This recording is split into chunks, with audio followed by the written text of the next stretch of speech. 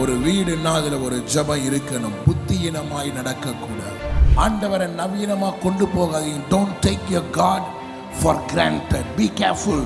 சபை என்று வரும்பொழுது ஆண்டவர் கட்டாயம் உன்னை கணக்கு கேட்பார்.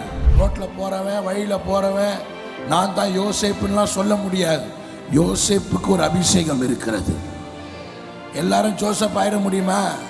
யோசேப்பு பெண்கள் மத்தியிலே மகிமையாய் வாழ்ந்தவன். நிர்வாணத்தை பார்த்தவன் யோசேப்பா மாற முடியாது. மதிகட்டவன் யோசேப்பாய் மாற முடியாது. அதுக்கு ஆமாம் போடுற ஒரு கூட்டம் இருக்கத்தானே செய்து.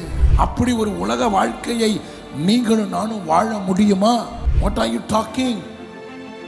உன் ஆண்டவர் எதுக்கு ரட்சிக்கப்பட்ட வீட்டில் பிறக்க வச்சாரு? ஏன் உன் தகப்பன் ஒரு குடிகாரனா இல்லை? ஏன் உன் தாய் ஒரு குடிகாரியா இல்லை? எதுக்கு நீ நல்ல வீட்டில் பிறந்தீங்க? பிள்ளைகள்